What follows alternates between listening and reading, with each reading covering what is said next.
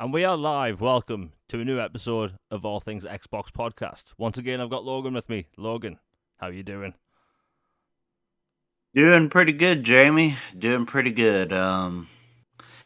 Seems like it's already been a busy week and it's only Tuesday. So, I mean, we got a jam-packed show for y'all. How about you, man? How you doing? It's been a good week. I mean, the news has been all over the place. December's normally okay for gaming news, but this month just keeps getting better and better.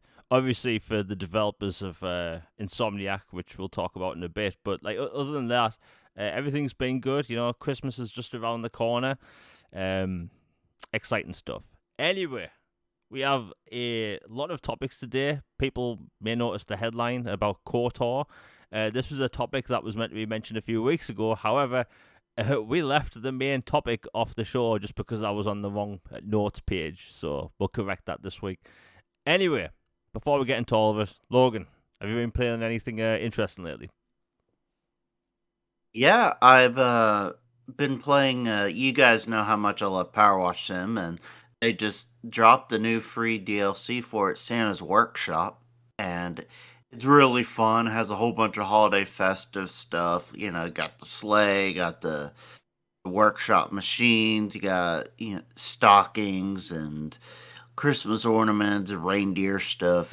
It's got the whole holiday blitz. It's a lot of fun. Been doing that.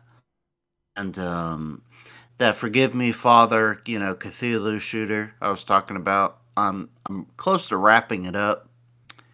And today I just started the new DLC expansion for Vampire Survivors, the Among Us crossover. So yeah, life's going good over here, man. How about you? What you been playing?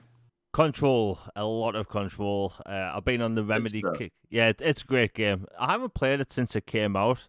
So when the next gen version was like, I think it was like £7, which has the expansions as well. I got it like a month ago, and it's incredible. I forgot how good that game is. It's we don't get like action adventures like that. Not really. Decent third person shooting combat, but you have a bunch of superpowers, which in that game it's incredible. I've got a bunch of gameplay during the podcast. Like you can fly around and throw objects at people. Like I got to a point later on in the game, and I'm very close to the end, but I got to a point where I don't even have to use the gun anymore. I could just throw chairs, objects, everything in that game world outside of walls are completely destructible, which is ridiculously impressive in itself. And it's really a showpiece for technology because most games in 2023 still don't have destructible environments. Like even things like tables or picture frames. Like if anyone ever gets interested, play Control and just pick a random picture frame. If you shoot at individual parts of that picture frame, it'll react properly.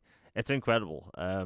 Which I hope we see more developers take advantage of destruction tech. It just makes it more immersive, and just the amount of objects in the environment in that game.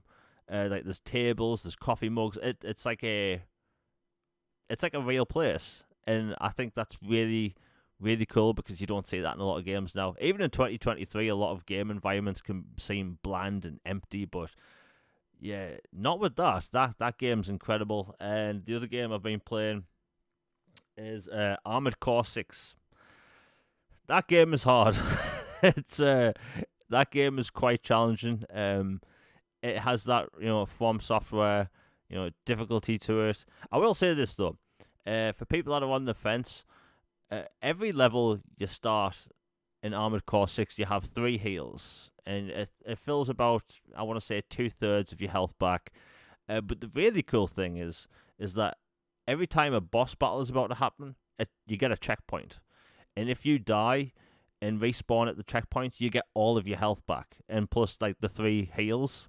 So if you get through a level and it's difficult and it's worn you down, and you get to that boss battle and you have no heals left, you can just die, respawn at the start of the battle with all your heals back. So I really like that, and I think that's going to come in really handy because like this is going to be a big game for like Christmas for people, and people will find out quickly it is difficult, but it's really good.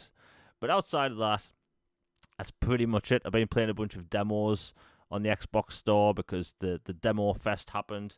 some cool stuff. There's a game basically like Crazy Taxi. I can't remember what it's called, but you're on a bicycle and you have to deliver papers. It's basically Crazy Taxi meets Jet Set Radio. Pretty cool stuff. But anyway, we have a lot of topics to talk about, and we may as well just get into them because it's been a crazy week. And for gamer news, like obviously we're going to be talking about the Insomniac thing. I'm not going to list and talk about the game stuff that's leaked because that's years out. We've all seen it. You just have to open up Twitter and it's there. So we will talk about the business aspect and that stuff that's happened. But other than that, yeah. So anyway, since the last show, it turns out Embracer fully shut down Free Radical, the developers of Time Splitters 4 or 5, whichever one it was. And it just goes to show that Embracer isn't the nice company everyone thought.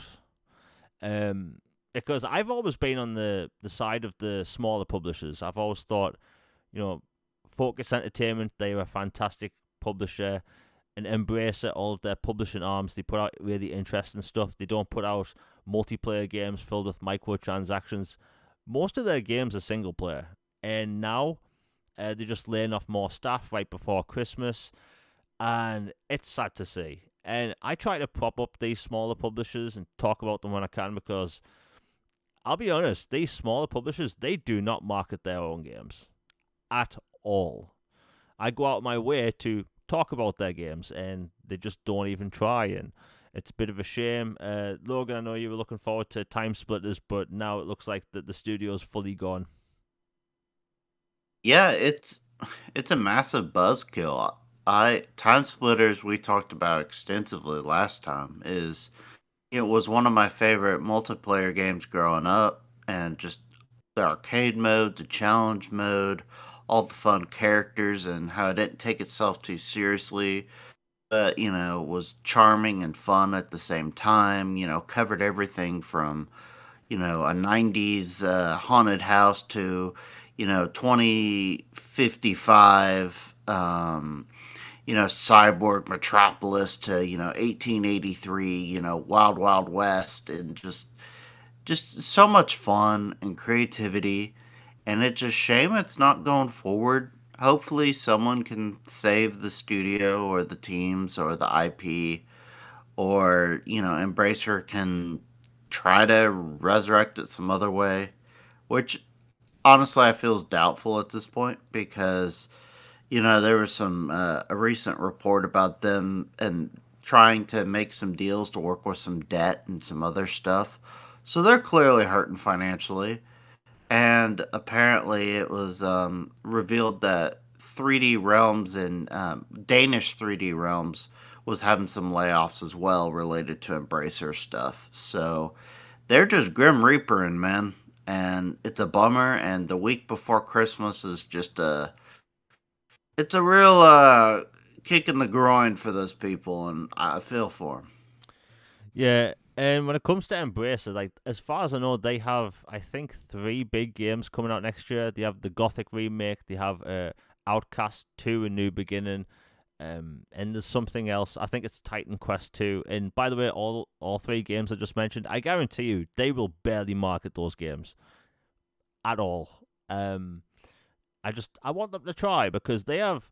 The reason I keep talking about Focus Entertainment and Embracer's publishing arms is because they have the potential to be like the best studios. I should say the best third-party publishers. Because Ubisoft's doing their thing, people are disappointed in some of their games. EA is all over the place with their games, and like these smaller ones, they have so much potential, but they just keep messing up. And like I've said on previous podcasts, Embracer is literally becoming THQ again. Like how THQ Nordic shut back down back in the day, they're doing it again themselves. They haven't learned. All they took was the THQ name and a bunch of IPs, and they're just slowly turning into THQ 2012. Bit sad to see, but yeah. You know what? We have a bunch of topics today, obviously about the whole like Sony and what they think about Microsoft's business and going forward and all that stuff. But something interesting came out yesterday, and that's Avatar Frontiers of Pandora, the Ubisoft game. Uh, it turns out the fan base and the critics have completely different opinions of that game. Fans love it. Critics don't like it that much because it's Far Cry with blue people. Um, Me, as a Far Cry fan, I love the idea of that. I know for a fact I'm getting it for Christmas when I have more free time, so I can't wait for it. And plus, I'll put this out there: I love those Avatar films. Like, genuinely adore those two films. The first film was literally mind blown when I saw that in IMAX 3D. Like, that was like life changing when it comes to movies. But the game looks great, and they've got two big expansions coming out next year. Well, where am I going with this? This was Ubisoft's first $70 game ever. $70, £70 across the board, and 2 weeks after release, the game is 40% off in a lot of stores in the US. And some journalists are basically chalking this up to bad reviews, bad word of mouth. And honestly, I've said this before, I think the $70 game has broke the camel's back. Because I'm always seeing people online, doesn't matter if it's Xbox, PlayStation, Nintendo, PC. I know people have it less on PC, but the $70 game, people just do not like still. When game prices have rose in the past, people have kind of like let it slide and go, okay, game prices have gone up. But this time, for the past 3 years now, all these other publishers have been slowly raising their prices. And now more than ever, I see people go, you know what, that game looks good, I'm going to wait for a sale. Some people will say, oh, it's only $10 extra. It is only $10 extra, but that's $10 extra that someone could put towards something else. People can't afford to spend $70 for lots of games every year. It's one of the reasons why people like Game Pass and other subscription models, because you get access to a ton of games for a lower price, and then you have these premium games just going up in price. And Ubisoft's games tend to do well in the UK, in the US. Like, if you have an open world Ubisoft game, I can pretty much guarantee it's going to sell well. That's always been the case. But the $70 thing, I think gamers are just not having it at all. We've seen games like RoboCop, Rogue City, and Alan Wake 2. They've released at smaller prices, which I should say lower prices, which fans have actually been positive about. RoboCop and Alan Wake, they both launched at £44, I believe, in the UK. And people were like, hey, that's a good price. I'm going to jump into that. And more people have been buying them. And I just think the $70 price is too much. And while we will be talking about game prices potentially going up even more later in the show, because Sony wants it, I think the $70 price is going to kill off a bunch of studios and games, and maybe make developers and publishers go back and think maybe this isn't the best idea. What do you think, Logan? Because personally, I think it's been a long time coming, and I can't wait to play Avatar. It's going to sell well over Christmas, I know that, but $70 for a game just seems to be too much now. Yeah, a few things. First on Avatar, I think it looks fun and I'll dive in. But the fact that it's already this discounted this quickly tells me it'll be more so before too long. And I'll probably wait a little bit longer to get it, but I like Avatar as well. I remember seeing the first one in theaters and being blown away by just this experience. And so I definitely want it, but I'm gonna wait a little bit longer for it. But as for the price thing, yeah, the more and more they raise these prices and stuff, it gets to be careful what you wish for, a monkey paw kind of thing for these studios and publishers.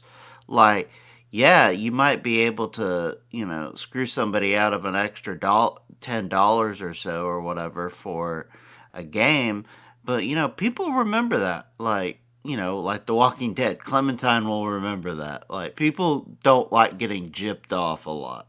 And if they keep feeling like the people keep raising the prices and the experiences are overall the same, or maybe in a lot of cases worse than they were before. Like we've talked about 360 era all the time. We sound like old boomers on the porch about it, but you know what I mean? Like it gets to a point to where it's like, okay, how do you actually justify this price? And the fact that you want even more now, and like then you see what happens to some of these companies when information gets out there, or sales don't hit a certain threshold, or some blogger in San Francisco hated the game, and so it dinged at a certain amount of points, which causes, staff not to get bonuses because of one blogger opinion. It's insane how all this industry is tied up in such metrics, and the pricing I think is really bad, and it makes me appreciate Game Pass more. And I think more and more people are gonna go by the ACG method of buy, wait, or wait for stay sale or never buy. Like I think I'm gonna be waiting on sales for most games going forward, except maybe a few major important ones to me. You know what? Since we're on the topic, I'll bring in the whole like Sony thing with this because there's a bunch of Sony stuff this week which relates to Xbox. But before we continue, we have the first super chat of the day by Nick W. Thank you very much for the $4.99. He says, "Unless it's something I really want, I'm not spending $70 on it." I can't blame you. I really can't blame you. We're 3 years into the generation now. I've yet to spend £70 on a game. Yet I've bought a bunch of games day one, but I kind of subsidize the price with Microsoft Rewards. So if a game has been £70, I'm thinking, well, I'm not spending 70, so I'll get £10 off with my Microsoft Rewards, and I'm like, okay. Like I did that with Jedi Survivor. I was perfectly fine. I got the digital deluxe version because stupid me, I needed the Han Solo blaster and the Luke Skywalker jacket because I'm a nerd. But like, I was okay with like spending that money, and I got £10 off because of the rewards. But £70 just is too much. I don't care. Like, I've spoken to a bunch of developers. They talk about how the game development price has gone up, but compared to 10 years ago, people's wages haven't gone up the same amount. We've had basically 2 economy collapses in the past 15 years, and we expected to pay more for games. Like, is that where we're at now? And, I agree with Nick W. Like, $70 games, just, they're not worth it. And £70, like, depending on the exchange rate at the time, like, sometimes we spend on the average of, like, $90 for a new game. Like, that's ridiculous. And then you have these people that go out every year to buy a sports game like FIFA or Madden, and what, you're spending $70 for a roster upgrade and some features. By the way, the whole sports yearly thing has to be the worst and best business model ever created. Because Biggest scam ever. Yeah, biggest scam ever, because you are buying a game that's essentially the same thing with some features ripped out some years. Like, I've seen Angry Joe's reviews of Madden, and they take out features, they basically change around the roster and stuff, and then 2 years later they put those features back in and say, hey, we've put this on the box, it's a fan favorite feature. It's like, no, you're taking away features. It's like what they do with the iPhone designs, right? I'm an iPhone user. We have flat edges on the sides of phones. I guarantee you in the next 2 years, iPhones are going to go back to rounded edges, and then 4 years later they're going to come back with the flat edges, and people like me are going to be like, ooh, it's flat and sleek again. And people do that with the sports games, and I just don't agree. No matter what people come up with, saying $70 games is okay. I'm willing to support games. I'm willing to support the industry. I buy DLC if it looks good, like expansions and stuff. I don't really play multiplayer that much, but like, I'm 100% behind buying a new single player game at even £60. Right? And I've talked about this on my channel a lot, and I'll talk about it again because most of the people listening aren't from the UK. So I'll give you a quick rundown. When the Xbox One and PlayStation 4 came out, in the UK, video game prices jumped £15. We're paying on average £35 for games during the 360 cycle. And then throughout last generation, they went from £50 to 65. And then when the new generation of consoles came out, £70. And it's just too much. I'm always hearing people not want to spend this money. Now, where do we go from here? Surely developers are going to learn. Surely publishers are going to think, well, we're selling better games at a higher price, but we're getting less sales, so we're making less money. Well, it turns out in a bunch of like Sony's documents that leaked out, again, I have to be very careful how I word things. They are considering raising prices to $80 to $100 per new game. Now, that is absurd beyond belief. Like 70, like I'll just talk in dollars, but $70 is a lot. $80 is just way too much. I've been saying for 3 years the people that have defended $70 will defend $80. On Xbox Live right now, one publisher is already trying this. Bandai Namco, they're trying it with Ni no Kuni 2, and they're charging $80 for it. Right? I know for a fact EA is wanting to try $80 with their sports games. Why do you think there's like several different versions on the store for FIFA and Madden and that?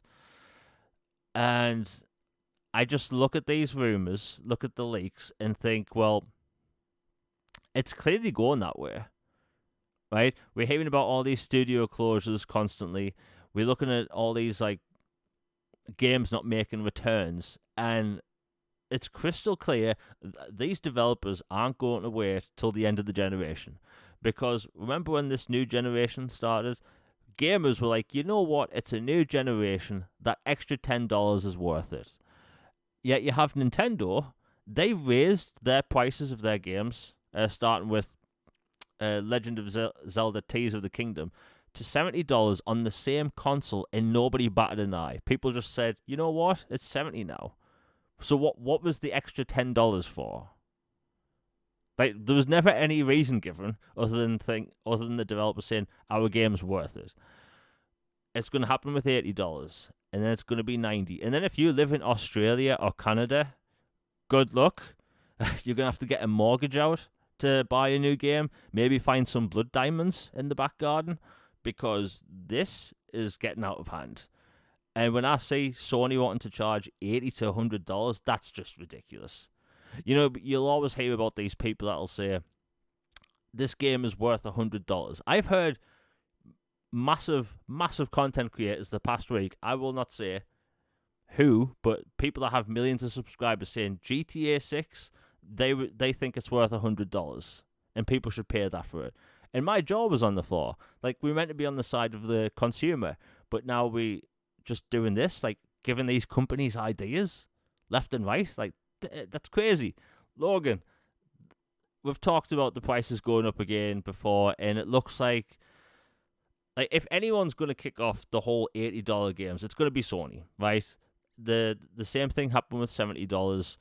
2K wanted to release their sports games, their NBA games, at $70. People lost their minds. People were making videos about it.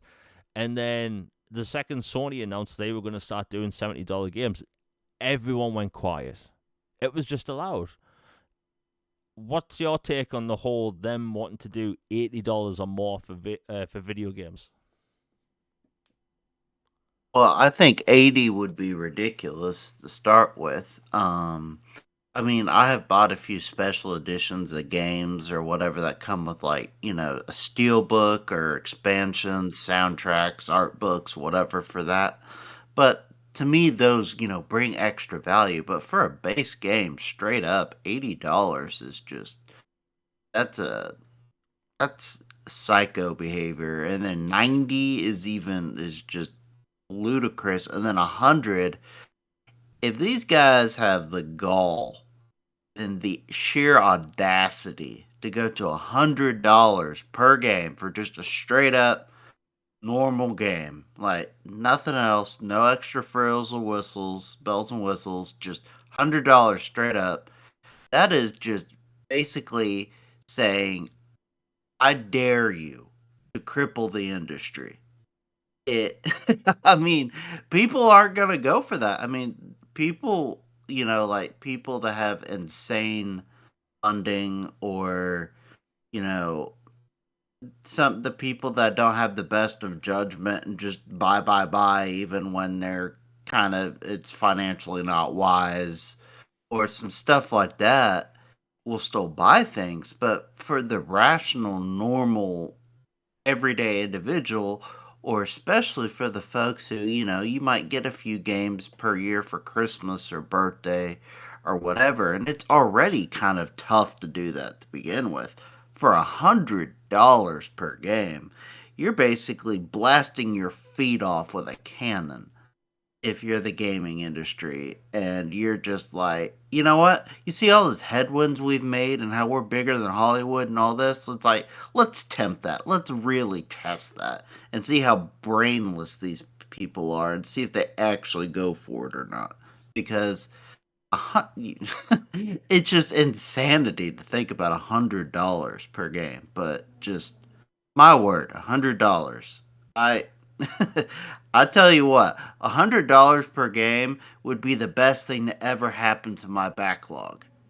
I'd finally get through my Library of Alexandria backlog of gaming. If they go $100 per game, I'd be like, all right, gaming industry, I'll check on you in a couple years. I've got other stuff to play. Yeah, it's ridiculous, and the only reason I brought it up because we've talked about it on a lot of previous episodes. It looks like it's going to be extremely realistic that this is going to happen. I honestly think maybe in the next year and a half, game prices are going to go up to 80, and they will find out quick.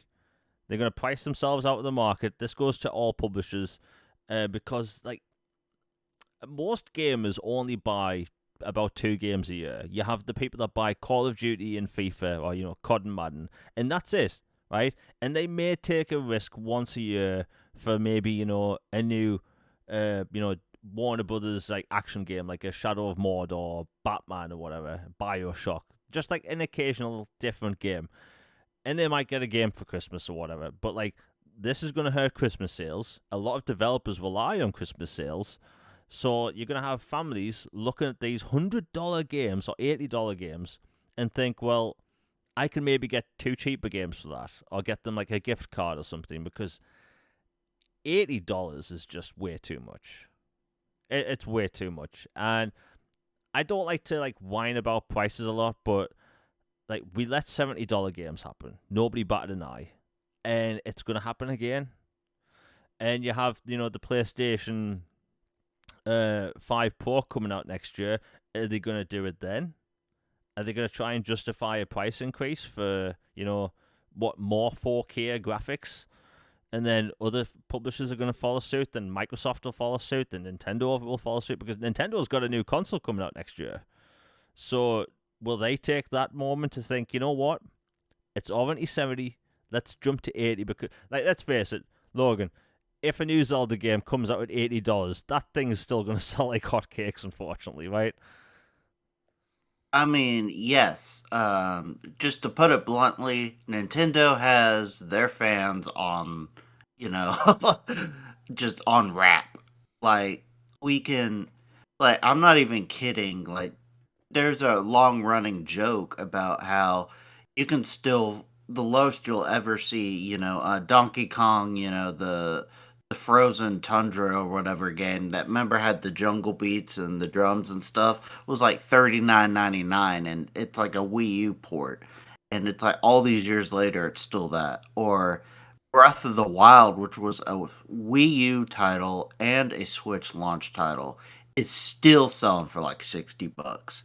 It's that their fans just take it. I mean, to be honest, like they've got them under wraps. Yeah, before we continue, I have to get this out there. It's the last show of the year. If you're enjoying it, please like, share, and subscribe. It really does help, all those likes and comments and stuff. Super chats are live if you want to support the channel or anything answered. So like when it comes to the whole like game price thing, I think there's going to be a big shift in the next maybe 2 years where a bunch of publishers are going to start looking at the numbers, and then they're going to wonder where's it all going? Like, why are gamers not going to buy our like games? and they might actually have to roll back on the prices, because when games were $60, I never really saw people say that often. You know what? I'll wait for a price decrease or sale, and it's going to happen a lot over the next few years, especially if they go to 80. The fact that Sony says between 80 and 100 is very worrying, because does that mean they'll go 85, 90, full on £100? It's crazy. I've spoke before how I don't think the game industry is actually sustainable the way it is. You have these bloated budgets. It's like, look at Hollywood. You have these films that cost like over $200 million, and they basically have double that in altogether when it comes to marketing. So these $200 million films have to make realistically $400 to $700 million to make the money back. Like, and this, we're not going to talk about the film industry because we could talk about that for hours, but like the film industry is dying, unfortunately, and like they'll do the same with games if they keep doing things this way. I don't think all games have to be like bloated with like super realistic animations and stuff. Like games can still look good and perform well, but like there has to be some sort of line. Like these game engines are meant to be helping developers make games easier. Yet the budgets are going up still. You have MetaHuman, the technology with Unreal Engine 5, where you can create realistic humans just from scratch out of nowhere. But why not use that technology more? It's just, I don't know. It seems like bloating these game budgets is becoming like what Hollywood is. And like we can all see, Hollywood's not sustainable. We hear about these big budget films come out all the time. They do not do well at the box office. Like look at, I think one of the best films of this year is Mission Impossible Dead Reckoning Part 1. That film made no money.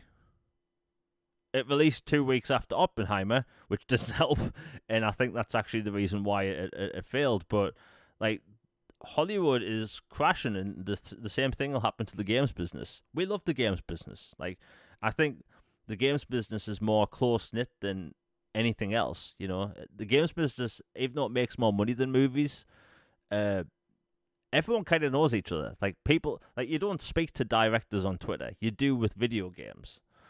And yeah, I just see video games going like Hollywood if things continue, and I don't want to see that happen.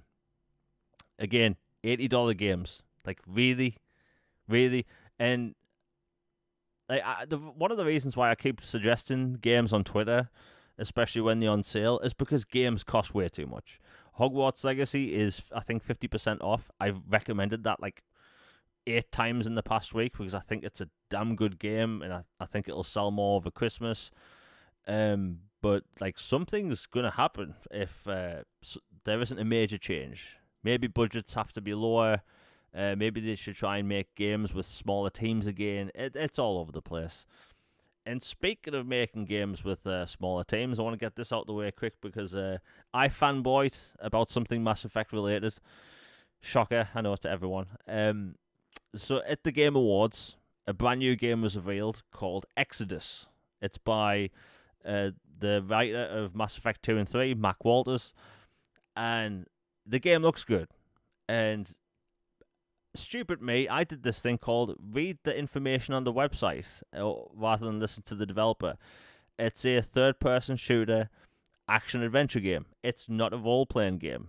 I was misled by the video game website. I want to say, developers, if your game isn't an RPG, do not list a game as an RPG on the front page of your website. Just don't do that. Well, anyway, why am I bringing this up?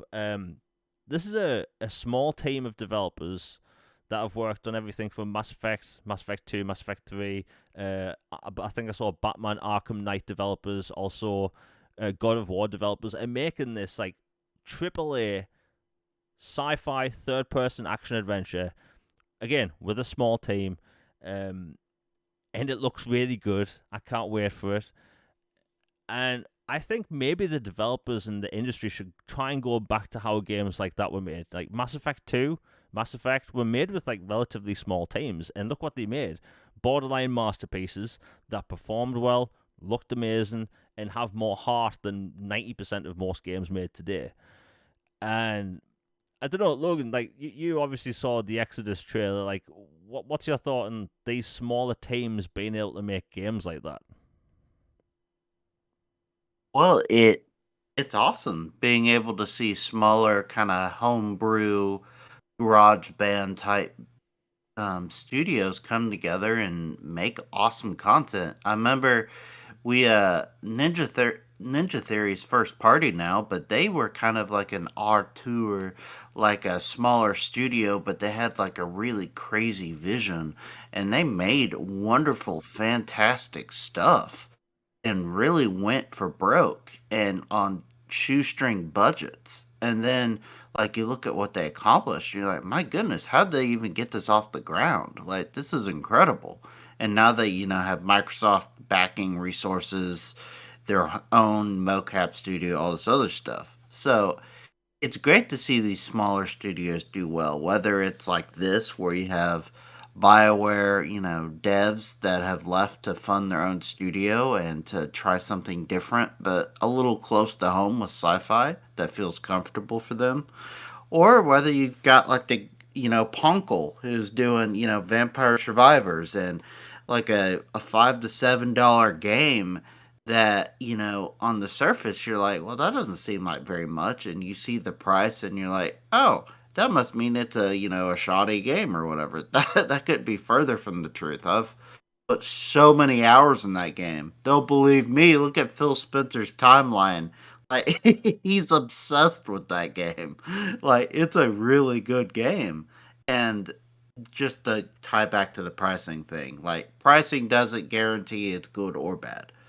But yeah, it's just great to see smaller studios do well. You've got the Tunic devs, like one or two guys being able to make a Zelda Fox game, and then you've got this. It shows a healthy industry, which is what we want.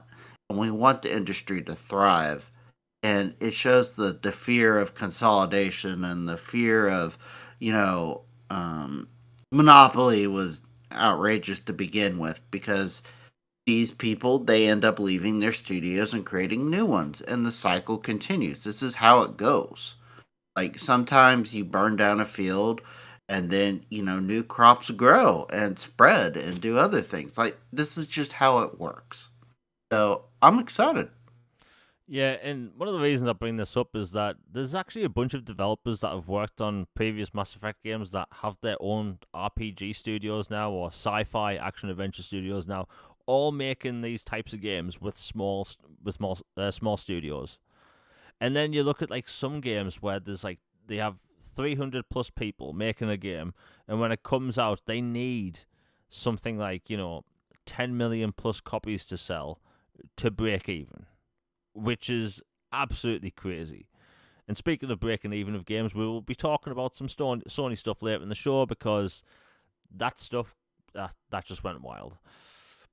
Anyway, let's get onto some messy stuff. IGN. IGN isn't particularly liked by the Xbox fan base. I know it might be a shocker to people listening because the way they act, the way they present themselves, I'm not going into the whole Xbox tax thing because I've said my piece on it, but it's crystal clear that some of these publications have people working for them that clearly don't care that they're biased, because everyone has a personal bias towards things. Everyone, doesn't matter what topic it is, people have them. Like if I were to work at IGN, I still prefer Xbox. That would sure. Although apparently I can conduct myself professionally, but again, when it comes to anything, people have a preference. I prefer Cheshire cheese over everything else. But that's that. Well, anyway, so at a previous IGN show, they were talking about games that are going to be on, Game Pass, and they referred to Game Pass games being smaller and Xbox not having many games out like next year, despite the fact like you have Avowed, Hellblade, Towerborn, Flight Simulator 2024, a bunch of licensed games, or say Game Pass Day 1 games like Stalker 2, Eulden Chronicle, 100 Heroes, a bunch of games coming to Xbox Game Pass Day 1. And the Gary from IGN literally had to remind them that there's games coming. I assume you saw the clip, Logan, right? Oh yes, and him being really funny and making a joke about the Starfield discourse, and then his colleague running with it and like going, well, it's true. Well, actually, and then he's like, oh my gosh, dude, like get a grip, come on. Yeah, like It was just sorry, it was just like the whole from Arrested Development, like hello darkness, my old friend, Job face, where he's just like, oh my gosh. I realize it now. Everything, all this has come true. yeah, Moment on his face.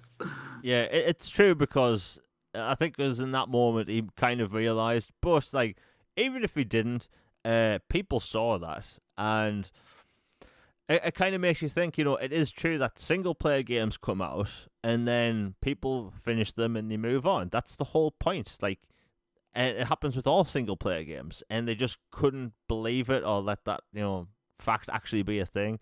Well, anyway, a few days ago, the IGN Twitter account posted an article, how to cancel your Xbox Game Pass. That seemed kind of out of the blue, out of nowhere, and they posted it at the peak time they would get most of their traffic during a day, and then all the replies, they were getting roasted, and eventually, hours later, they put out one for how to cancel your PlayStation Plus subscription, and that was like so unnecessary, and I've never seen anything like that before. Because to cancel your Game Pass, you literally just go to the website and literally click like unsubscribe, and when your time runs out, you literally unsubscribe.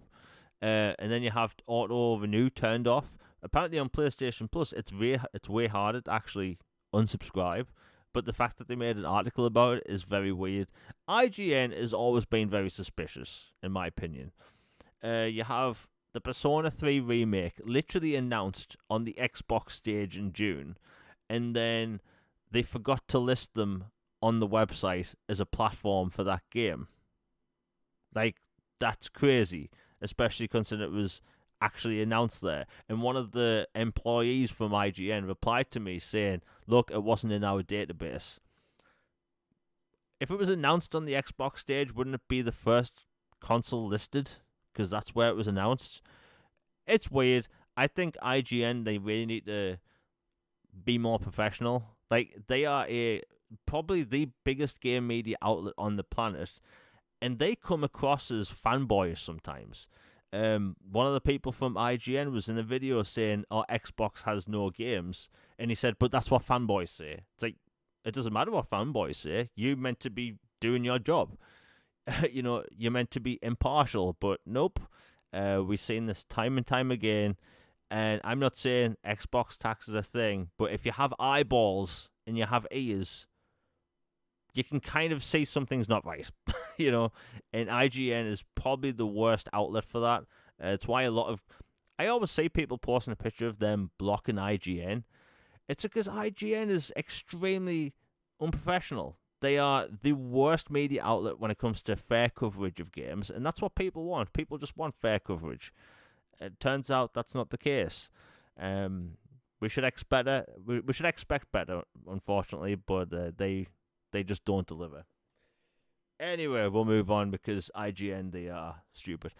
Anyway, so just before the show went live, the next Call of Duty leaks, and when I say the next Call of Duty, I mean Call of Duty 2025, which might be the first or second Call of Duty game that will launch in Game Pass day one. It's going to be a Black Ops game, which is a sequel to Black Ops 2. It's going to feature level-based and round-based zombies mode. It's going to feature multiplayer maps from Call of Duty Black Ops 2, as well as new maps. Obviously, a campaign. That's where I'm at. I like my Call of Duty campaigns. Personally, even though it's 2025, and it's going to be weird that for the next 2 years, we get 2 brand new Black Ops games. So next year, we get Call of Duty Black Ops Gulf War, and that's going to have, round-based zombies, a campaign, multiplayer. I assume it's going to have Call of Duty Black Ops 1 remastered maps. Honestly, as a Call of Duty fan, I'm actually excited for the future of Call of Duty. The pick 10 system was massive in Call of Duty Black Ops 2 for multiplayer. You basically selected 10 different things, could be perks, attachments, weapons, all that stuff. If you wanted to go like all balls out with throwing knives and perks, that's all you could do in that game if you wanted. I loved the pick 10 system. It's one of the most popular Call of Duty setups for multiplayer. Personally, I'm excited. What about you, Logan? Because I know Call of Duty is a bit of a weird subject for people, because even though it's arguably the biggest game on the planet outside of, GTA, it's still something that a lot of people enjoy because it gets a lot of hate, but everyone buys it still. Yeah, it's like the sports argument and the GTA argument. It's like they could barely make a few tweaks or take something out and slap something together real quick, put it out, charge max price, and people still get it the next year. It's one of those things that people just like it's become just expected, and like I need this. It's what I do for gaming, and I love Call of Duty. Like you, I'm a big fan of the campaigns in particular. I'll play the multiplayer some, but it's the campaigns and zombies, which is where I spend most of my time on those. Like Infinite Warfare, we always talk about how honestly, I think if that wasn't called Call of Duty and was marketed as something else, it might have really, really blown up. Honestly, like if they had called that The Expanse or something, because that's kind of the vibes of the Yeah. whole game anyway. I think that would have been received way differently. Just putting it out there, like a simple name carries a lot and a lot of connotations. And just, I love campaigns. And Gulf War is a really interesting era because now we're getting to a point where it's been long enough since that time period to where it feels more comfortable for people to do stories and narratives and things about that era, and it's a really gritty and interesting period in time, 90s, early 2000s, and the Gulf War, and then the second, return trip there, and then, having that Call of Duty, and then Call of Duty Black Ops, essentially going to be a new Call of Duty Black Ops 3 in essence, because it's going to be a sequel to 2, and make it more grounded and more realistic maybe than the acid trip that was Black Ops 3, that I still am like, what happened in that game. But I'm looking forward to it, man, big time. And Game Pass, yes. Yeah, it does look like either next year or 2025 will be the start of Call of Duty and Game Pass. That's gonna be a weird time because, like, obviously I think the marketing will be with Microsoft then, and like, who knows what's gonna happen? Like, the Game Pass trailers are gonna be everywhere. People are gonna be angry that you're gonna have this game going in Game Pass, and then you have this $70 game on the other platform. It's like the reaction to that next year is gonna be if it is next year, it's either next year or 2025 when the Game Pass Day 1 thing starts, but it's gonna be wild online. I've said before, like, people have told me that don't know much about Game Pass. Like, when they heard about the ABK deal, they immediately became interested in Game Pass because to them, like, buying a basically the people that I'm talking about is an ideal subscriber to Game Pass for Microsoft, because you have these people that only play Call of Duty, yet if they were subscribed to this, there's no risk for them playing something else. So they would actually dip their toes in maybe playing something else. Maybe they're playing an Outer Worlds 2 of a Starfield, or, basically any game that's in Game Pass. And I think it's going to be huge. Granted, but I've spoke about this year's Call of Duty before. Do I think people should pay full price for that because of, like, this? If you're like me and you play for the campaign and you dabble in multiplayer, I do not think the new one is actually worth the price. However, I got a part of a bundle which was technically free, so if people can get it that way, yes. I'd say if it gets down to maybe $45, $50 or whatever, and you know for a fact you're going to play zombies and multiplayer, dive in. The campaign I thought was really fun. The fact that some people call it the worst one tells me they've never played the worst Call of Duty campaigns. Like Call of Duty 3's campaign to me is terrible. Advanced Warfare is just not good. And then there's Call of Duty Black Ops 4, which has no campaign and got higher ratings, which blows my mind. And by the way, the multiplayer for Black Ops 4 is absolute garbage fire. What were they thinking with that gameplay? It's insulting, really. Anyway, Call of Duty, we're getting 2 different Black Ops games year after year, that's going to be weird, but hey, apparently they're going to be playing completely differently. 2025 is going to play more futuristic. I don't think they're going to be doing the jump packs again because the fans did not like that. But You yeah, don't like the squirrel suits? no, man. Like, I love futuristic stuff, but futuristic warfare does not suit the multiplayer. Like you were saying, Infinite Warfare is incredible. But when people say that, they immediately say the campaign. Nobody says, "Oh, you know that amazing Call of Duty multiplayer, Infinite Warfare." I don't think anyone's ever said that ever. It's just the campaign. The zombies is okay, but the campaign for Infinite Warfare is just so good, so good. It's like you said, it's basically the Expanse, but COD. But yeah, new Call of Duty 2025, 2024. I will be interested to see which one goes to Game Pass day one first because it's all up in the air. So yeah. We have some interesting stuff to talk about when it comes to Baldur's Gate. Baldur's Gate had the weirdest console announcement cycle I've ever seen for a game. It was coming to PC late August 2023.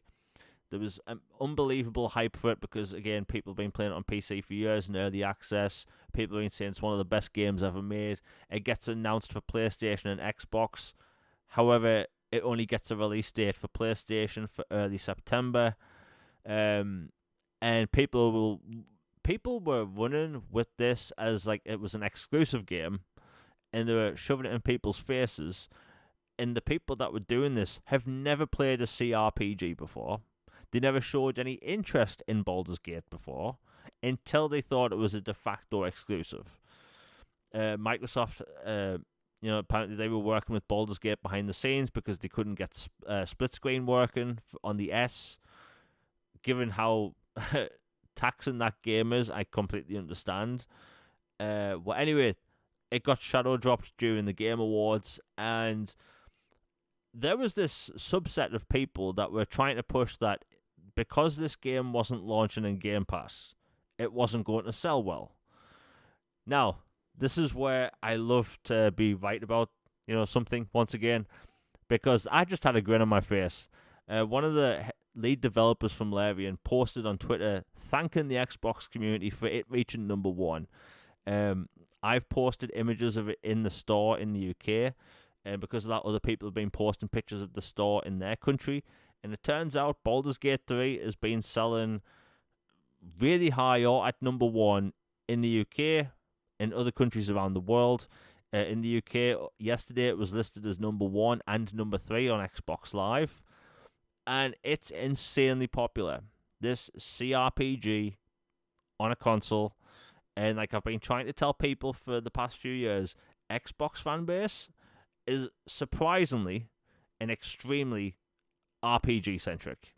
I think, like, if you look at the PlayStation fan base, this isn't anything wrong with the PlayStation fan base. This is just me saying how it appears to be. They like action adventures. They love those third person, over the shoulder. You walk down a corridor, you turn left, you walk down another corridor, there's a QTE, you maybe climb a wall, do a set piece, and then there's some like sad dad talk. And that's cool. But those games do well on that platform. Or at least so we thought. And anyway, RPGs seemingly do well on Xbox.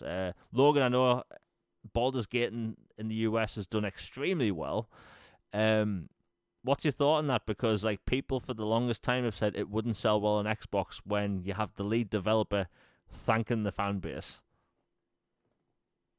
Yeah, I mean, frankly, to be blunt, these people saying it wouldn't sell well don't know what they're talking about. Like, have you seen what sells well on Xbox over time since even the original Xbox and 360? Like, You go back throughout the eras, and the best reviewed games, the best scored games, most played or most cherished, best selling type games were largely, shooters, RPGs like, Knights of the Old Republic, Morrowind, Jade Empire, Mass Effect, Oblivion, Skyrim, and then obviously your sports games, your GTAs, Call of Duties, whatever. But then, this is, and on top of that, people like quality games.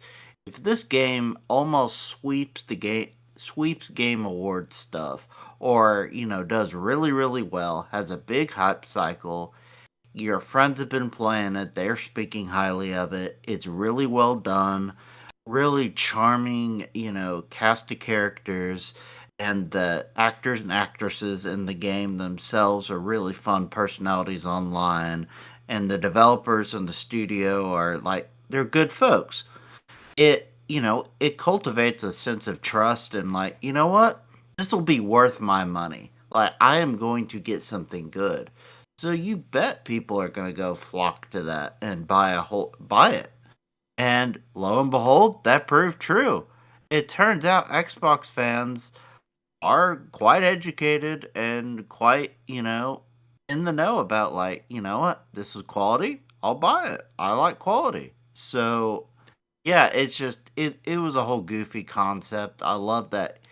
I don't remember his name, but the head of the studio, basically flexed about it and was like, like, thank you. We really appreciate it.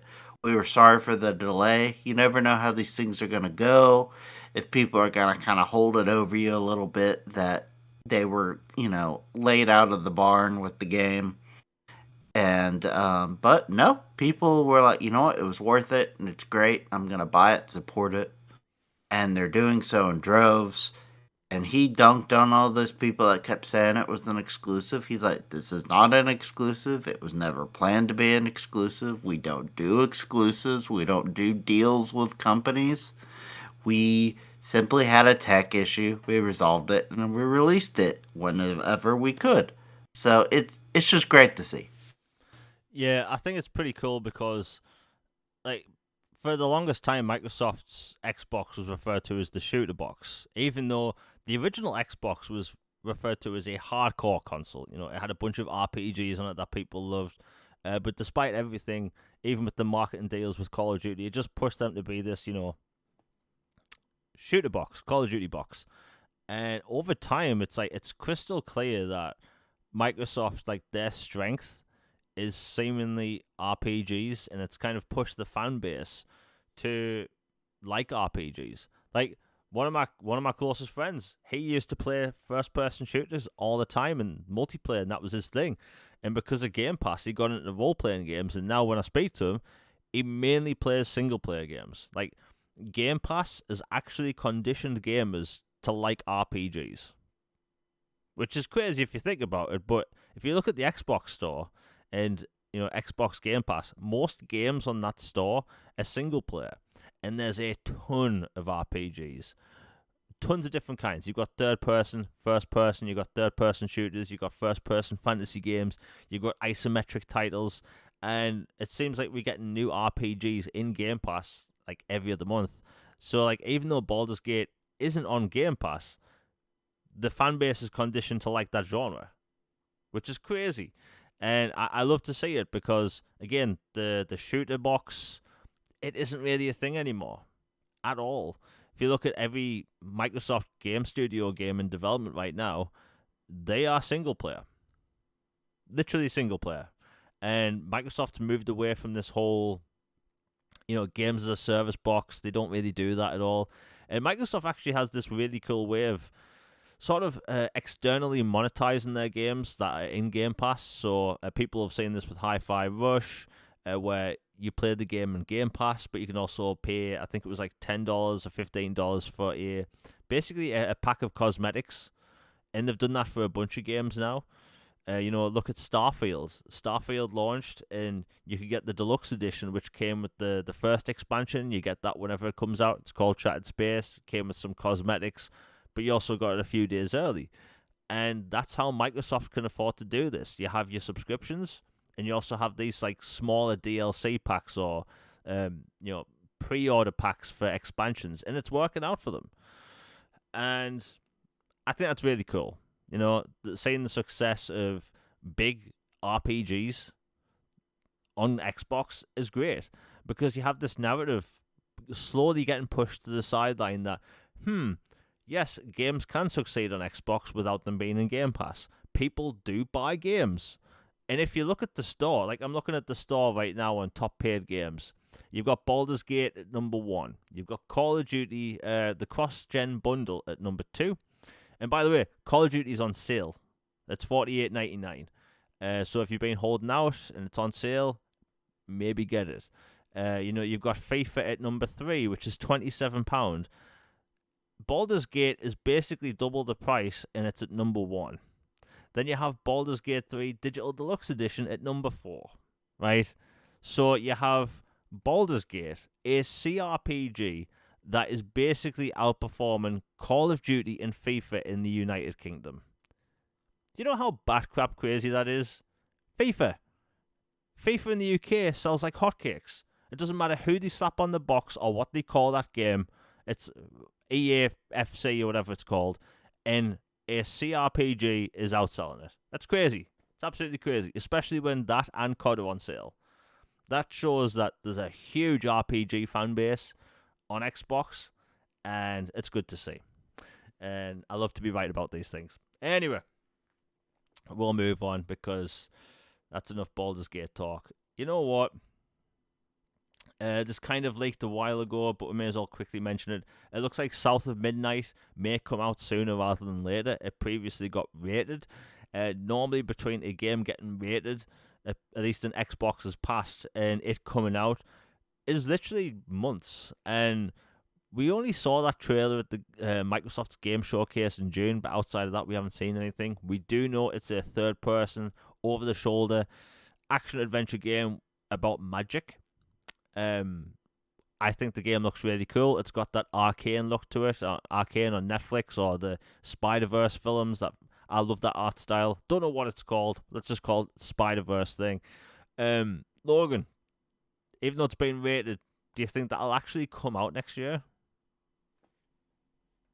I don't know. I'm kind of on the fence on that one. Like, it wouldn't shock me if, the more I think about it, they've been working on it for a while because they got acquired way back in 2018, and then they've been working on that ever since We Happy Few DLC wrapped up, and we hadn't heard from them in years. And then they show off their trailer, and it was beautiful, super. Southern Gothic down in the bayou, Louisiana French Quarter type vibes. Kind of folksy fairy tale vibes, like super cool. And adventure, like you said. I wouldn't be shocked if it is like let's say a third quarter game for next year. Like, not quite holiday, but not early in the year either. Yeah, I can see that because I put this out there. It's now the 20th of December in the UK. I honestly think that I think Hellblade will actually launch in April or May. I think Avowed will launch in the August, and I think that maybe South of Midnight will be like a November release. Because as far as I know, Forza Horizon 6 isn't going to be next year. So I think they will have a new single-player game for then. I think the weird thing with Xbox at the minute is that, and this being a good thing, is that they have so many games in development, we don't know what's coming. So, like, even though we have the roadmap, Microsoft can still announce a bunch of games that release next year. There's the Fallout TV series that's coming out, yet they're rumored to come out with Fallout 3 Remastered. Indiana Jones was originally meant to release last year, according to their documents. However, due to the pandemic, everything got pushed like a year to 2 years. So maybe that comes out next year. It's kind of crazy, because, and I've said this on the channel a lot, that Microsoft never used to have a roadmap, and that was part of the problem. And now it's like Microsoft and Sony have switched. Like Microsoft has a massive roadmap, and the roadmap's probably going to get bigger because there's games they're still going to announce. And Sony, outside of that Insomniac League, don't really have a roadmap for the first time ever, really. Which is, it's kind of crazy how they've switched. But hey, again, we'll talk about the Sony stuff in a bit because it actually affects Microsoft. But yeah, just thought I'd mention that because it's actually kind of cool that we could see just more single player games also released next year, which they've came a long way. You know what? Let's talk about the next gen console stuff because Twitter the past week's been kind of wild. As people know, Sony's coming out next year with the PlayStation 5 Pro, and people have been wondering, like, what's Microsoft's, plan? And their stuff leaks. Next year they're coming out with a brand new digital only, or at least according to their documents, as of 2022. 2024 is meant to be a digital only Series X, and it's going to have 2 terabytes. Again, this is just the leak of 2022. And basically, people have been wondering, like, well, if Sony's coming out with this more powerful PlayStation, what's Xbox going to do? And some people have been freaking out, saying Microsoft needs to have, a new powerful console because they'll get left in the dirt. Will Digital Foundry and all these other websites start caring about power again? We all know the answer to that. And it kind of came out a few days ago that maybe Microsoft isn't doing a mid-gen refresh, because personally, I think this time around, mid-gen refreshes are absolutely bloody pointless. It looks like maybe Microsoft might be wanting to release their next-gen console in 2026, when Sony's going to release their next-gen console in 2028. Now, to have a 2-year head start ahead of the competition works in Microsoft's favor and against them at the same time. It works in their favor because, it's a new gen console. They'll do what they did with the 360, and we saw what that did. Microsoft had a huge lead, not just in price, but people being hyped about next gen tech a year in advance.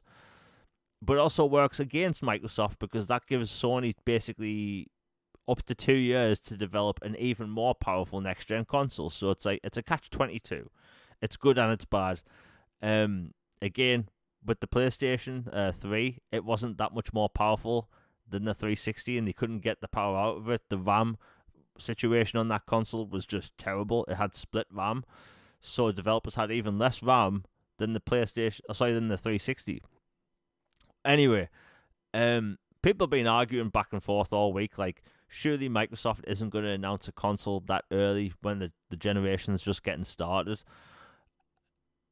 If you think about it, console generations always used to be 5 to 6 years. That was always the case. Go back decades. It's always been the case. And then with the 360 and PlayStation 3, the economy collapsed. Microsoft came out with their Kinect to extend the console life cycle. Sony came out with the PlayStation Move and the Lite One things to extend their console generation. So you had this elongated console generation for the first time ever. But we basically had the same hardware, The 360 you had back in 2005 was essentially the same hardware as the 360 you had in 2013. The only difference is one melted, one didn't. But it was basically the same hardware. And then the Xbox One generation, that was essentially a 10-year, well, not 10-year life cycle, but close to it. And I think people are just really used to these long console generations. Logan, what's your thought on the situation? Because people are now wondering, what if Microsoft does go next gen in 2016? Me, 2026 is way too soon for a full on, new gen console.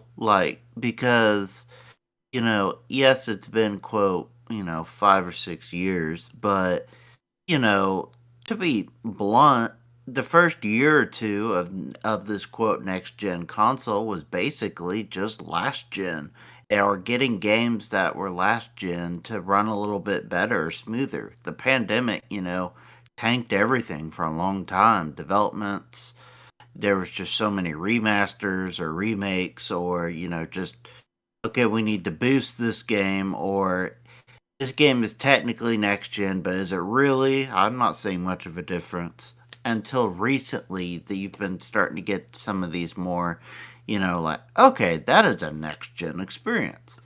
So to me, doing it in 2026 is way too soon for a variety of reasons, like including that. And frankly, to be blunt, I just don't think they've gotten enough out of their consoles as is. Like, these suckers have more power in them than they're using, and have more space and capabilities that they haven't fully tapped into yet.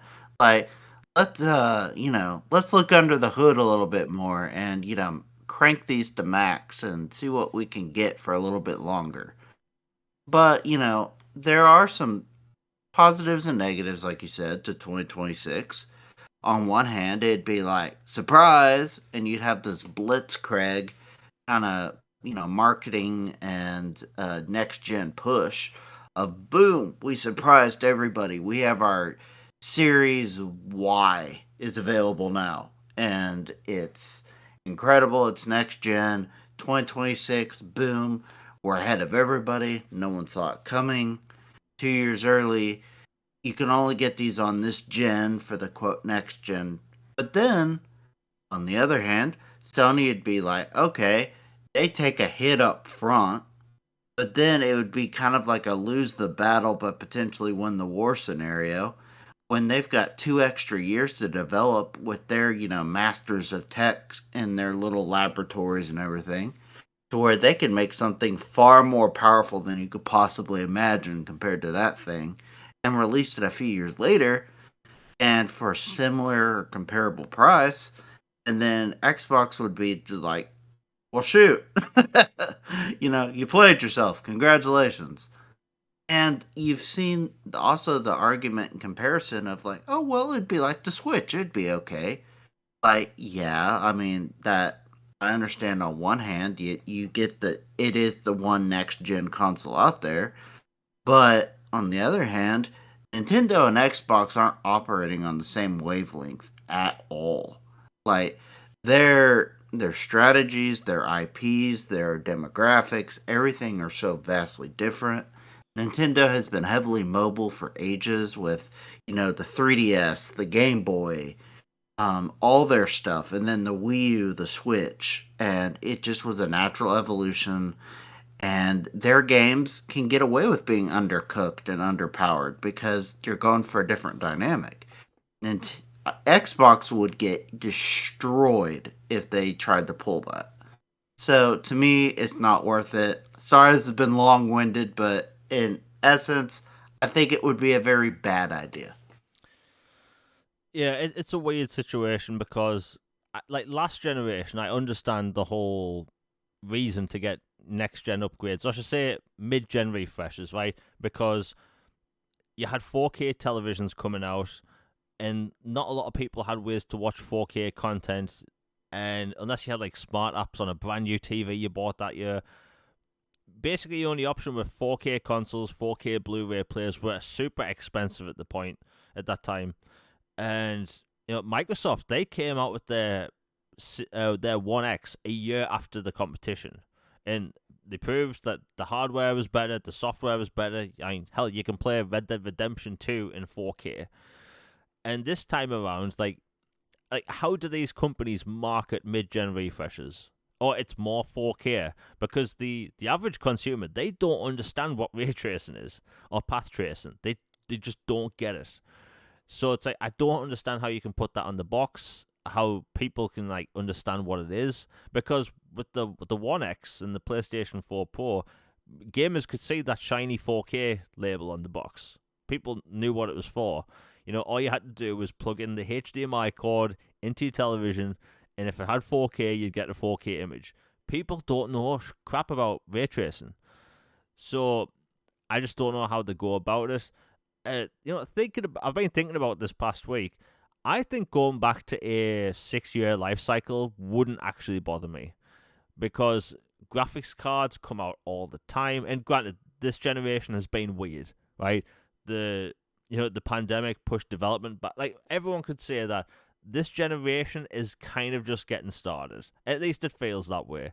Cross-gen games have been coming out every single month. And by the way, I know that there's big cross-gen games coming out in 2026.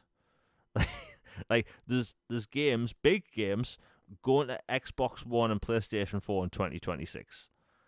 So like we could potentially have games that are spanning 3 generations, which is kind of crazy to think about. But if you look at PC, you have sometimes like minimum required settings being like a graphics card that's 3 generations old. It's going to give the developers more work, but I honestly think just Microsoft's in a weird situation. It could really work out for them. They could basically do a 360, or I don't know. It's a weird situation. But going back to a 6-year life cycle, I don't think would bother me at all. It would probably bother developers. I honestly think if it wasn't for the pandemic and all the games were pushed back, I think not a single person would have a problem with the 6-year life cycle type thing. Anyway, before we continue, we have a new super chat for $5 by Hacky Sack. Thank you very much. He says, what do you think about next-gen Xboxes having 2 modes, one being Xbox UI and plays console games, 2 being Windows 11 Lite? I mean, having one be basically a small PC, I don't necessarily think it's impossible to think about. Microsoft experimented with Windows on Xbox One, from what I know. I just think, obviously these would be powerful consoles, but I don't know, does the average consumer really care about having a Windows 11 console PC? Now, will they have multiple different consoles, a Series S on X? Possibly. Developers have been all over the place with the Series S because we've heard many say, hey, having 2 different consoles isn't much work. And then we've heard a bunch of other developers say it is a bunch of work. So I think it's going to be a combination of the sales figures and developer feedback. Now, when it comes to the whole Windows 11 Lite thing, I don't think it's necessarily out of the picture to the point where they could have maybe a Windows mode, because remember, you can turn developer mode on your console, and again, words I can't say on the channel because, reasons, but if you have developer mode on your console, you can run different programs, which you can't normally. Maybe they'll do something like that because, again, our consoles are essentially PCs anyway. So all you need is a Windows license attached to your platform. I think it's an interesting idea. It just depends what's the market for it. Logan, do you think there's any market for a Windows mode console?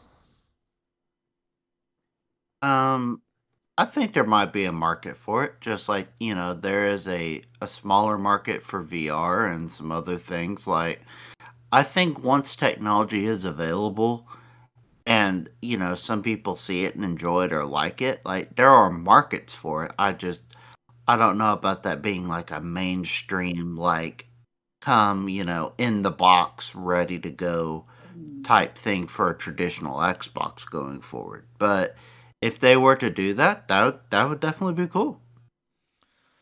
Yeah, I think it's going to be a weird one because Microsoft, they need to be kind of careful about what they do. I'll put it like this, and I know people might think I'm mad for saying this, or be crazy. When it comes to their next generation console, or whatever it's called, I'm putting this out there. I honestly think Microsoft should just call it, to end the name and conventions once and for all, Xbox 6. Before people say what happened to Xbox 4 and 5 and 3, hear me out. Windows jumped from 8 to 10, where there was no Windows 9, there was no iPhone 9. They just jumped. Microsoft jumped to the 360 because apparently, as they were saying behind the scenes, the PlayStation 3 would be one more than Xbox 2. So I honestly think they should just say screw it, screw what the media will say, jump to Xbox 6. And if they do a smaller console as well, they can call it the 6S. Because every single generation, do we need another word attached to it? Xbox One, Xbox Series. And I have nothing wrong with the Xbox Series name. I think it's a good name. But just jump to a number. Like, Logan, do you think I'm nuts? Like, because, like, the naming convention, like, if they were just on par with PlayStation, we could just drop the words altogether. Like in theory, I like the idea of being able to just have like this is the sixth console or the seventh or the fifth or whatever. But I'm kind of old fashioned a little bit in some areas, and I like a name. I think a name has power and carries weight to it, whether it's in cars or phones or whatever. Like to me, like saying something is a Camaro or an Odyssey or a Vanquish just sounds more powerful than it's an XY92 or this is an iPhone XS versus this is a Samsung Galaxy. Like I don't know, like I think names are snazzier personally, so I would think it'd be cool if they gave it like an actual name, but maybe I'm crazy. Yeah, I just needed to mention it because I wanted Microsoft to do that with the Series consoles. I'd say call it Xbox 5. Just call it 5. Be over and done with it. People will make fun of it for maybe a month and then just move on. I just move to a number. Like sometimes, like yes, a word can seem a bit like sexier in a way, like a car, like you just said, like the Vanquish. But I don't know. I'm just like it'd be just much easier. Just as someone that covers games, it would be easy just having a number rather than a word. But hey, that's just me. You know what? Excuse me. Let's get into the leaks because it's been crazy. So last night at about 5 a.m. UK time, Sony and Insomniac's entire roadmap leaks. Now I'm not going to talk about what I've seen, and I've seen a lot, but I'm not going to talk about what I've seen. I will talk about the legal stuff when it comes to Microsoft because that stuff has kind of been open anyway. We're outside of Insomniac's roadmap, which is it's super. Basically, for the past few months and past year, we've heard Jim Ryan say they are not concerned about Call of Duty leaving the platform. They think games going to Game Pass day one is bad for the industry and doesn't work. They think Microsoft's business plan does not work. And it turns out, Jimbo, Lion Ryan, Dancing on Fire, Jim Ryan, was probably more than likely making it all up to save face. Now, as someone that works for $1 billion company, I'm sure he did it to save face because why would you come out and say, hey, we're kind of screwed? I get it. Well, it turns out Sony think they're behind when it comes to the business of gaming. Because, look, we've talked about this before. There's this gaming segment on Twitter and YouTube content where they are terrified of Game Pass and the future of gaming, right? They are terrified of the subscription model because they just don't understand, consumers and how things are moving forward. These people okay with the game business not being like any other business, look at the music industry. Music basically switched to digital in the early 2000s with iTunes. The charts in most countries start going off iTunes for their charts.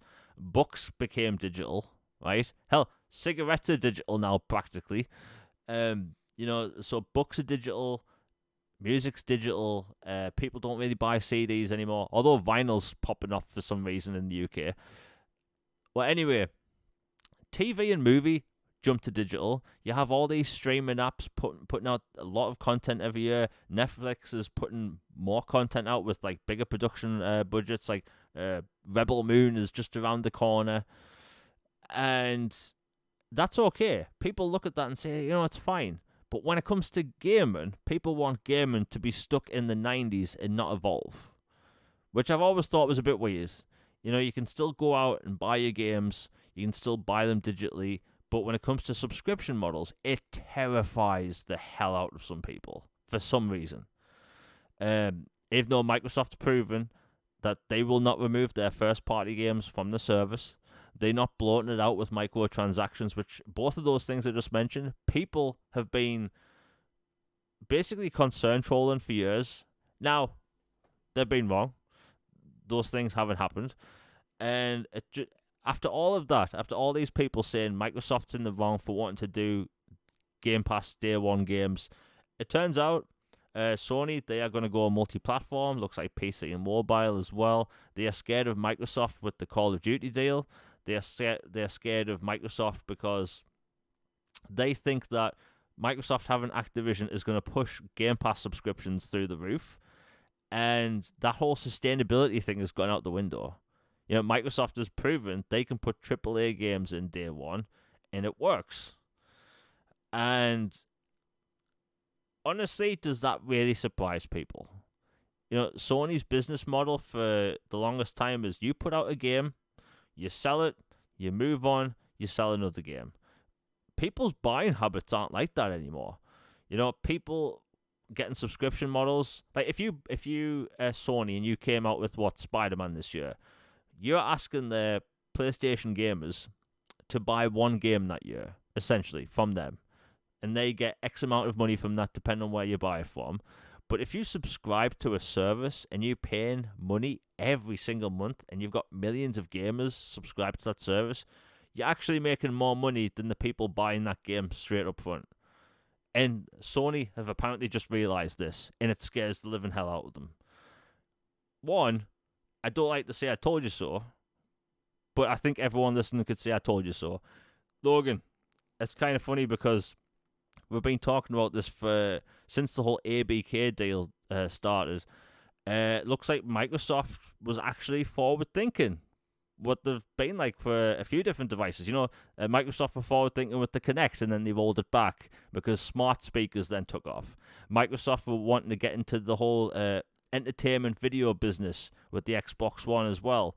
They rolled that back and cancelled the division, and now entertainment apps are the biggest thing on the planet.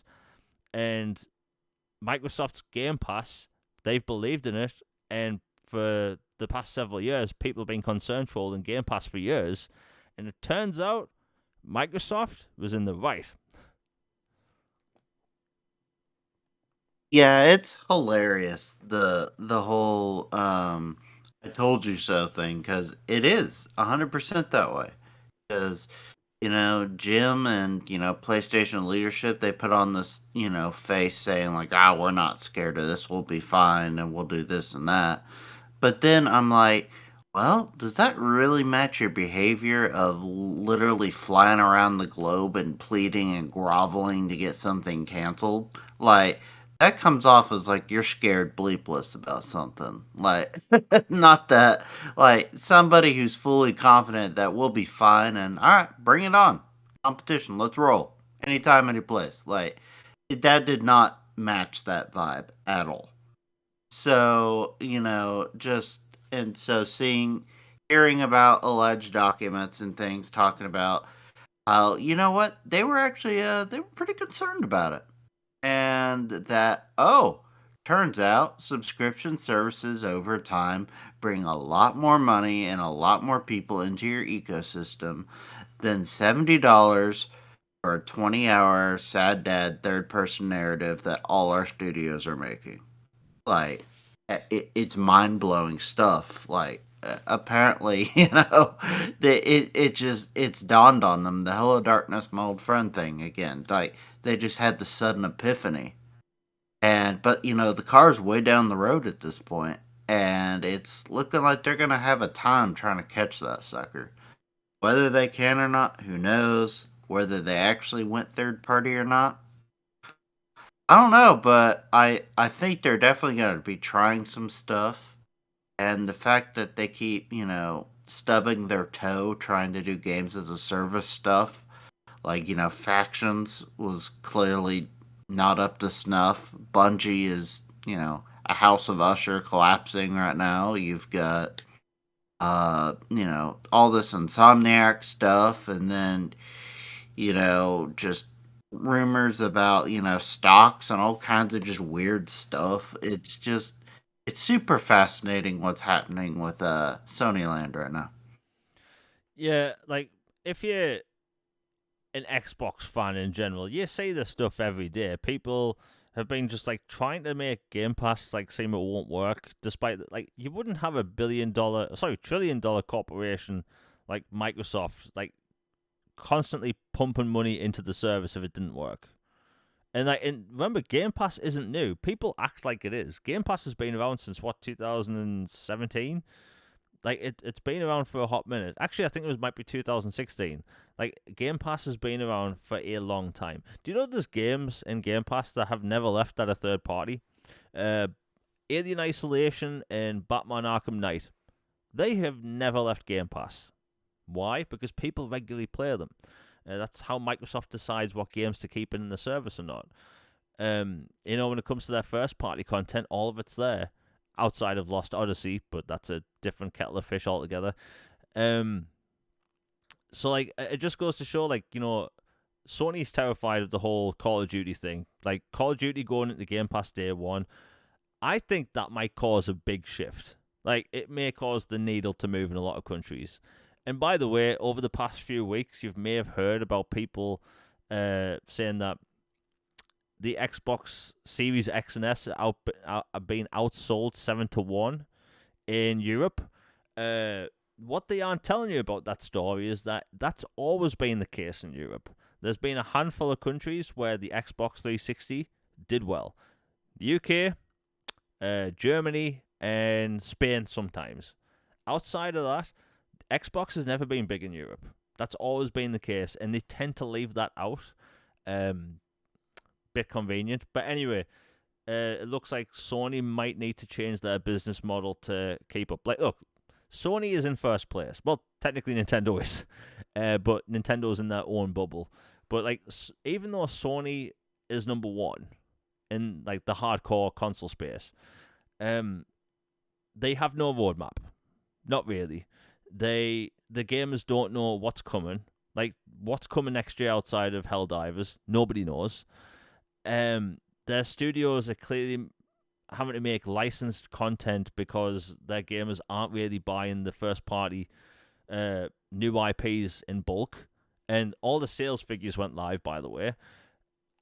And it looks like Sony's just going to have to maybe change their business strategy, because all we've heard from Microsoft for the past, several years is that they're going to start putting more money into Game Pass and more first-party games are coming.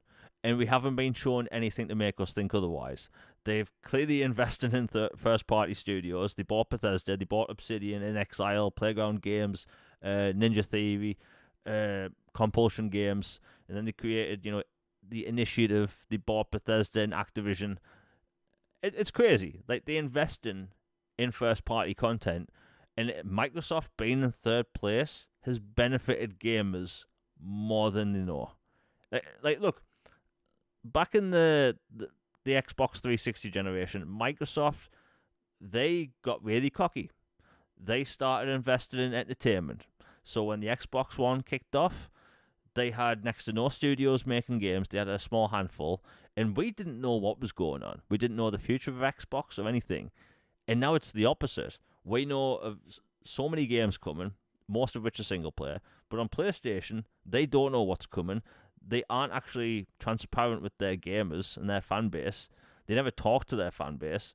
And when it comes to like the cost of things, they constantly being nickeled and dimed. Oh, here's a remaster of a 3-year-old game rather than a free update.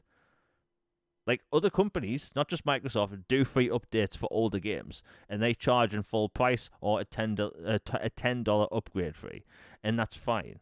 Remasters and remakes constantly, like, they have to be the only developer, I think, that actually put out a remaster of a game a year after release, and then put out a remake of that 9 years later. That has to be a new thing in the industry. Sony, they have to evolve. They have to change their console business. And by the way, ever since Microsoft started putting their games on PC, you have this subset of people that start saying there's no reason to buy an Xbox. You just buy a PC. And I think they forget that there's millions of gamers that have no interest in playing games on PC. So there is reasons to buy Xboxes because I have no interest in playing games on PCs. Not really. I play Human Fall Flat, right? You could play that thing on a crappy laptop. I play that and that's it.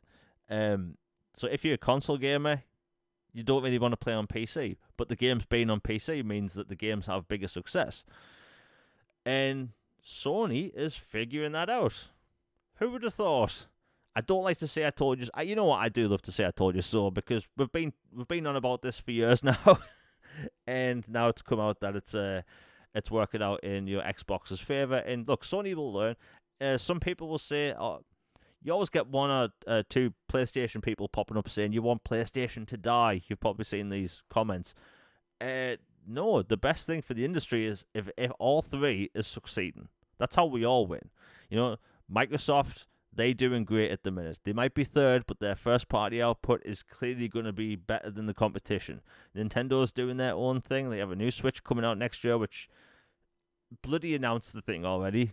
And you have Sony, they getting comfortable. They need to be humbled. They were humbled before with the PlayStation 2.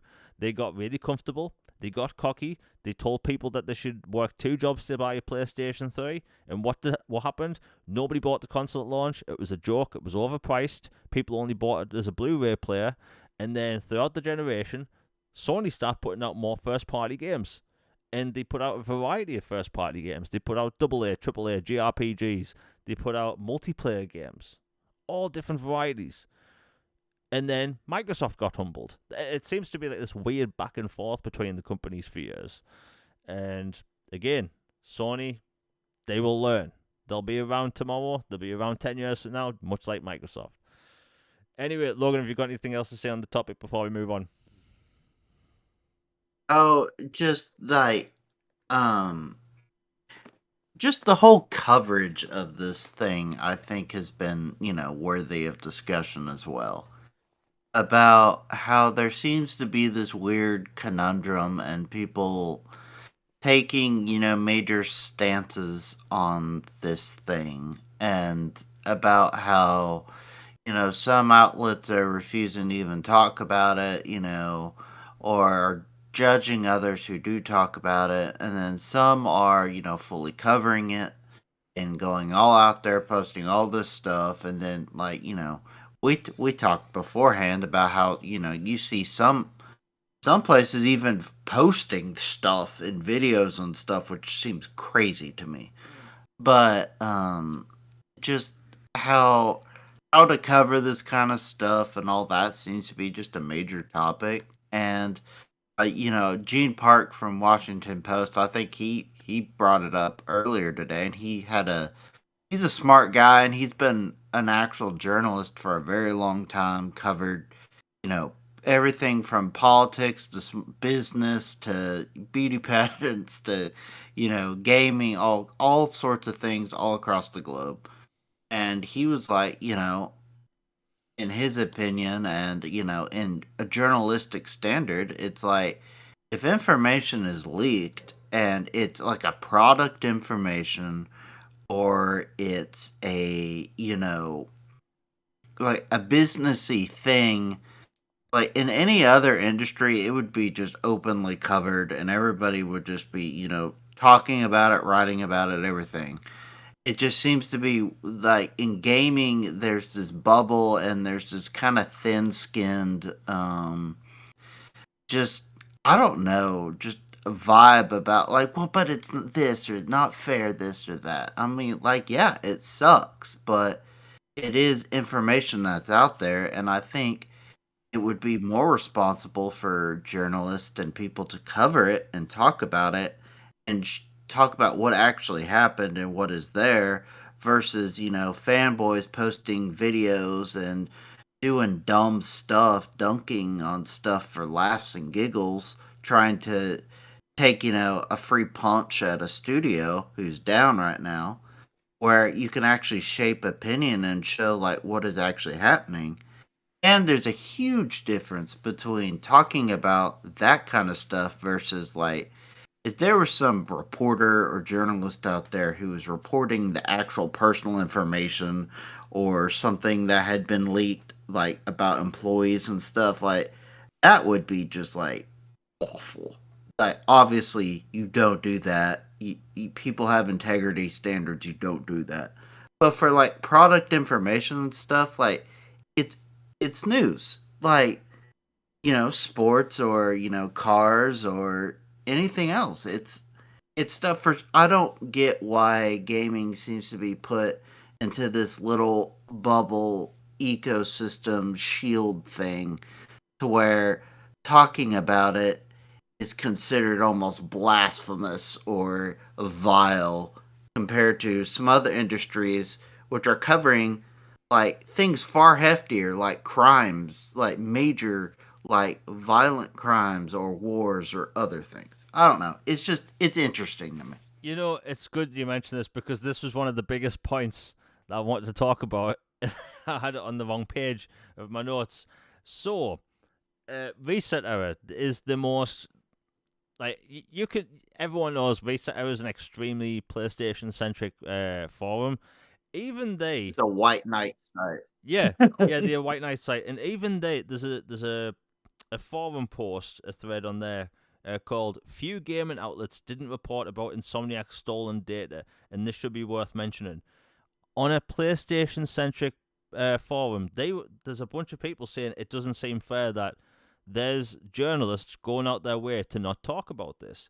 And I've just went on to Kind of Funny Games right now. And bear in mind, in the creator space, you're not really meant to mention other people, but I'm mentioning this because it is a bit suspicious that there's people that are just going out of the way to not talk about it. So anyway, Kind of Funny Games yesterday posted Suicide Squad game leaked! Exclamation mark. And it's an hour and a half show where they mentioned, the Suicide Squad leaks. They were mentioning that stuff willy nilly, all fine. And then what's in the thumbnail of today's video? Leave them alone. And it's them not covering the Insomniac thing. And it is weird, like you said, like not if you remove all the personal information stuff, why are people covering up the Insomniac thing? And again, this goes back to that forum. They've specifically banned any Wolverine footage or anything like that. But about 2 months ago, they were spreading around Red Dead Redemption footage. Sorry, not Red Dead Redemption footage, GTA 6. Like it was fine. And even people on that forum are pointing it out. And it is suspicious that they're just conveniently not covering this. And they're not doing the jobs. And you can talk about the leaks without showing the sensitive data. You can talk about the leaks without even showing anything. But man, like it's like there's people uploading the leaks onto YouTube, which I think is just crazy. People are doing it on Twitter. That's one way of doing it, which is wrong. But people are just going out the way to not talk about it. And I think that is weird. Like, why was it okay for people to spread the GTA 6 trailer a few weeks ago, the day before it was meant to be shown, and people were spreading it like a wildfire? There was multiple forum threads about it. Journalists were covering it. Yet, Insomniac gets a pass. Why is that? Why is it like we've talked about this before? Sony, the quote unquote industry darlings, and they get a pass, and that is not right. As journalists, they meant to be fair, and it's crap that we have to even bring this up, but it's true. Why do some studios get a pass when it comes to leaks, and some don't? Every E3 in the past, those forum threads, they would literally not spread around PlayStation information for their shows, so fans could be surprised, right? But when it came to the Xbox show, they would leak hardware, games, services, literal art of new games. But PlayStation, they just sit back and say, no, we can't do this. It's the massively one-sided thing you can notice. Anyway, Um, we'll continue.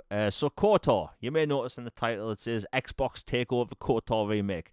That is a bit clickbaity, but I have a point. Let me talk about this. And Logan and I have talked about this on other podcast episodes as well. So the KOTOR remake is essentially cancelled. Aspire were making it, and Aspire are basically known for making ports. If you look at their portfolio, and if you look on your Xbox or PlayStation right now, or Switch, you may notice that those older Star Wars games, they are all ported by Aspire. That's what that studio's known for. They don't do remakes, they don't do remasters, they do straight up ports. And when they were announced to be making KOTOR, the remake, like when that trailer first played, I'm sure a lot of Xbox fans' hearts sunk because that was an original Xbox exclusive, and now it's PlayStation exclusive. Like, I saw a lot of people angry, but when that trailer was playing live and the Aspire logo showed up, I literally went, oh, okay, never mind, because they are a port studio. This isn't bash the developers. That's it. Like, Logan, when you saw the Aspire logo originally, like, I'm sure all confidence dropped. Uh, maybe not all, but quite a bit. Because, to be blunt, that is a tall task for any studio to tackle. One of the greatest games ever made, one of the most beloved stories ever gamed, of one of the most iconic franchises ever. Like, for anyone, like a legendary, reviled creator or a excellent AAA studio with thousands of employees, like super, funded and staffed, like that would be a tall task for them, let alone a port studio from Embracer. Like, good luck, buddy. Like, that's a you're biting off way more than you can chew on that.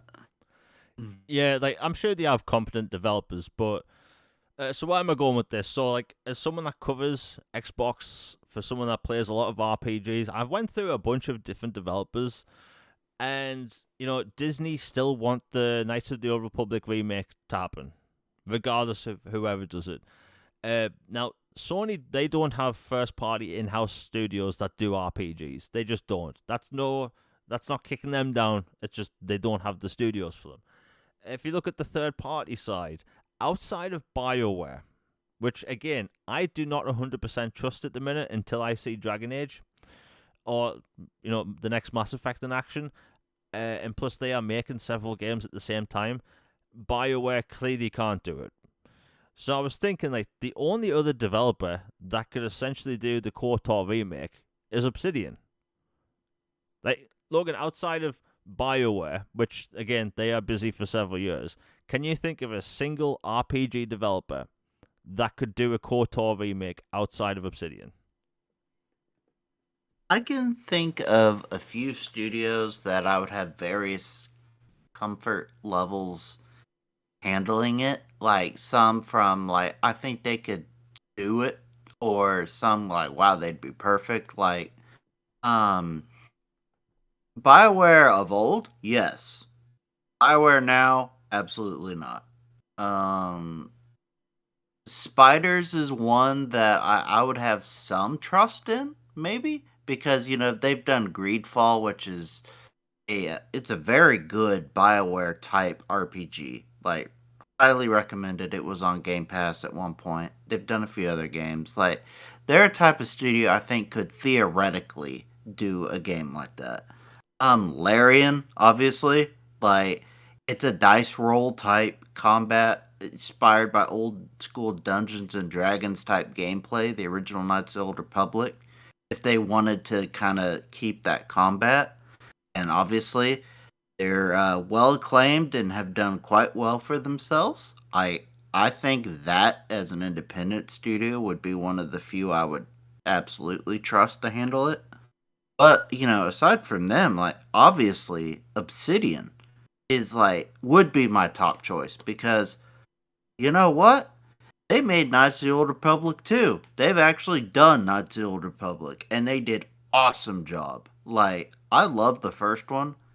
And I love the second one too. And they actually took the formula and they expanded it and brought in some really hefty depth and moral grays and like characters that were really nuanced and new worlds to explore and expanded all these different things and made an amazing game, made some of the coolest Sith Lords in all of Star Wars that many people want canon, and like so much cool stuff.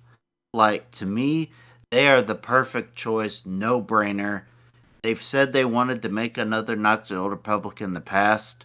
Like, I think totally, like, if they're down for it, give them blank check and let them do it. But if they don't want to do it or can't for some reason because of projects, I mean, In Exile's another good choice. They're excellent RPG maker. They have experience in that realm of type of decision making and world building and crafting, and obviously Brian Fargo and some other legends of RPG making are at that studio, so that I would feel comfortable with them. And then, of course, Bethesda. If they wanted to take a crack at it, like, I would trust them. But outside of them, or maybe CD Red, now that they've, finally fixed Cyberpunk and they're on their good feet again, they're busy right now with Cyberpunk and all the new Witcher stuff. So it's a very short list. Yeah, I originally thought the Greedfall developer Spiders, I think they would have been good, but they making Greedfall 2, they are a one-team studio, but like this isn't really like an Xbox or versus PlayStation thing. Like Obsidian have proven that they can make RPGs, and like you said, In Exile, apparently Sony were completely done with it, like the property, and I could understand why, because like I can only imagine getting the entire fan base hyped up on a remake of a game they'd never played before, and then it just goes away. Um, because I think this is going to be one of those times where a game gets cancelled, but we didn't see a single frame of it. We don't know what that game looked like. This isn't like Star Wars 1313 where it's still haunting people years later because it looked so good. Oh my gosh. Yeah, like it's December 2023, and I still think about that game. like we lost out that day. Um, but I think when it comes to the studios, like like you said, the CD Projekt Red, they probably would have been the most ideal. If it wasn't for the whole, they have like 7 games in development, which is crazy, and then they have other studios also making more Witcher games. Apparently, there's like 5 Witcher games in development, which is crazy. And like I said, BioWare. I love BioWare. I am obsessed with Mass Effect. But the truth is, I do not trust them until I see what Mass Effect's like going to be in the future, or what they're doing with Dragon Age. Like, I don't know. Um, but that's a story for another day. I think Xbox, they are essentially the best fit. They have the most RPG studios, and that's that. And I think it's a high possibility it'll happen because it's crystal clear that Microsoft is willing to work with licenses, whereas I think about a year and a half ago, people thought Microsoft didn't want to make superhero games, didn't want to work with properties, because they wanted to make their own IP because that's how you retain the most amount of money. And it turns out that that's not the case. They have Indiana Jones and Blade coming, which are exclusive intellectual properties. I should say exclusives that are intellectual properties. But hey, I still think it could happen, and that's that. And yes, speaking of Blade, it turns out that's going to be using the in-house engine of the studio, which is, I think it's called the Void engine, which they made Dishonored 1 and 2 with. Personally, I think that's cool. It's a smooth running engine. If you've played Dishonored 2, from my experience, the frame rate is solid. I love the visuals of that game. I think when it comes to Dishonored 2, nobody's ever complained about how that game looks. Like, it looks exactly how it's meant to, like sort of watercolor type palette to it. But yeah, I think outside of all the leaks and that's happened today and yesterday, the Xbox roadmap going forward is, look, I'm trying not to swear, it's bloody extremely bright. Like, people have to realize that and I've said this before, Microsoft never used to have a roadmap. We used to talk about how, wait till E3 was a meme because that's when they'd wait to, show games off. And now Phil Spencer's actually said that they have so many games in development that they have to actually announce games frequently throughout a year. Multiple games, multiple times a year, which is crazy. Last year was kind of the beginning of that, with Hi-Fi Rush. Hi-Fi Rush didn't leak. We got a piece of artwork, and I think you might be able to remember, Logan, about 2 days before Hi-Fi Rush was announced, we got a piece of artwork that leaks, and it basically showed off a 1v1 PvP game. Can you remember that? Yeah, and I remember going like, all right, well, I'm intrigued. I'll listen, but yeah, it ended up being way different, and I think that ended up being a costume you could get later in the game or something. Yeah, and personally, I think that leak was put out on purpose to throw people off. Um, but Mm-hmm. but yeah, like Microsoft, they have a lot of things in development. And look, people are joking online about Sony's roadmap. The truth is, they don't have one. That could change. They should really be more transparent with the fans. Hopefully, the journalists will do the job and start reporting things fairly. And yeah, that's that. Logan, have you got anything else to say before we close out the show? No, just have a good week and have a happy holidays, and we will see you when we see you. Yeah, everyone in chat's been awesome. Once again, Logan's been great talking to you. It's it's Christmas right around the corner. We will be back in the new year. We aren't going to be like last year where we were back at I think it was like the end of January. It'll be fairly early on. I'm going to try and have a video on between Christmas and New Year's regarding upcoming games and maybe the best games that have been on Xbox this year, which has been fun making. But again, everyone chat's been awesome. We should be back in, 2 weeks or whatever. I'll have to check the calendar. But again, best chat ever. Everyone's awesome always in this chat. No fanboys, no one arguing, all that stuff. Anyway, Merry Christmas, everyone, and Happy New Year. Again, we'll be back in a few weeks. We are out. Peace, everybody.